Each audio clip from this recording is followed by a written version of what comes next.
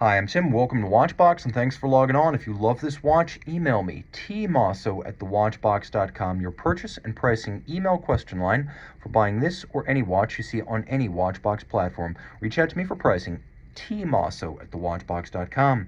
Today we are discussing an early 1990s version of the Royal Oak midsize, the 14790 in stainless steel and yellow gold. This is a handsome and universally wearable 36mm watch that's 8.1 millimeters thick, 46.5 millimeters from lug tip to lug tip, and 49.5 millimeters from plot link to plot link. That is the rigid absolute distance across the wrist. Now I'm going to throw it on my wrist, which is 16 centimeters in circumference, and I love the 36mm case size. The timepiece wears well, as you can see, very comfortable, suitable for a wrist as small as 13.5, maybe even 13 centimeters circumference. This is a unisex option. It wears more like a 37-38, to be perfectly honest, as all Royal Oaks wear larger than their rated size, especially on bracelets. But again, 13 to 13.5 centimeters circumference, your wrist is still going to wear this one well, and it'll fit underneath the cuff because it is very, very thin. One of the advantages of the solid case back monoblock cases. Taking a look at the bracelet, it's always a highlight with a Royal Oak, and this one's still in very good shape. On older Royal Oaks, you always want to check to make sure that the definition and the metal, as originally manufactured, remains largely intact, and here it does. This watch has been professionally refinished in its life, and it's been done well. A combination of satin and polish. The bracelet originally took 9 to 11 hours to hand finish at Audemars Piguet. And you can see that everything that's supposed to be present, right down to the polish at the end, the intermediate links, it's here. You have the expanding bevel on the flank of the lug that runs all the way down the shoulder of the links, satin finish across the top, and then vertical satin finish on the side. Then, as now, the removable links were fixed in place by screws. One difference on these older models is that you have this single swing arm, single trigger closure. You pull back the one trigger, lock it shut. The clasp, two-tone, like the rest of the watch, combination of yellow gold and steel that is actually coming back into fashion as 90s period piece looks are on the rise these days among collectors.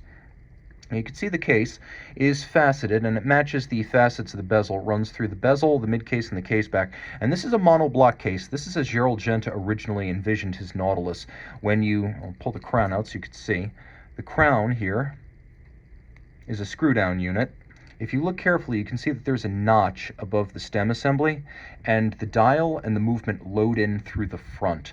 That was sort of the key to the water resistance of the original Royal Oak, and the case, the mid-case and the case back were all one piece attached together. What appear to be fixture bolts don't actually hold the case back to the case, and this monoblock construction makes it thinner. It also makes it more expensive to manufacture, which is why today even the Royal Oak Jumbo no longer uses the original monoblock case construction. This is something sought by collectors.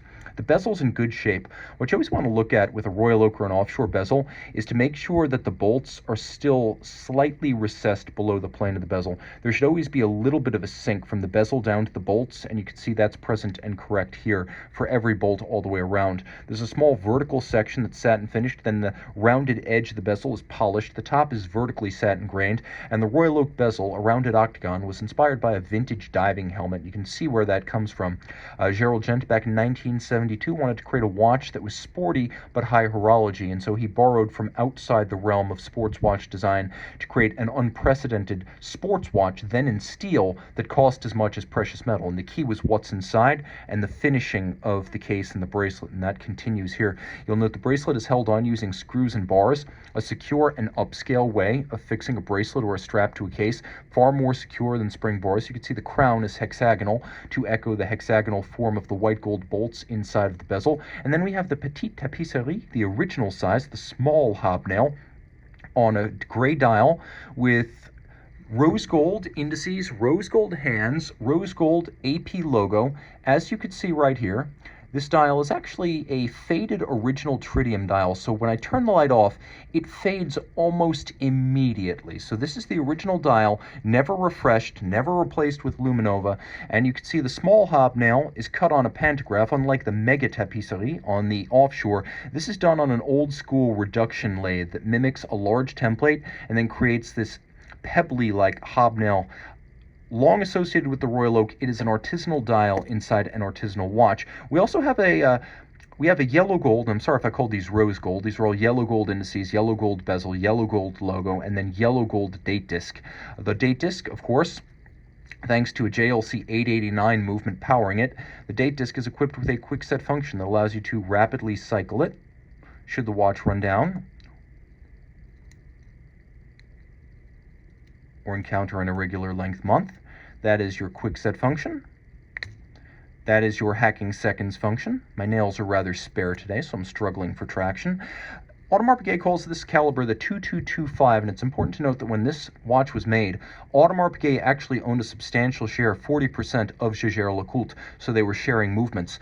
The caliber 889 doing business is the 2225 inside this late D series watch from the early to mid-90s. It is an automatic winder with bidirectional winding action, 36 joules, 8 beats per second, and a 40-hour power reserve.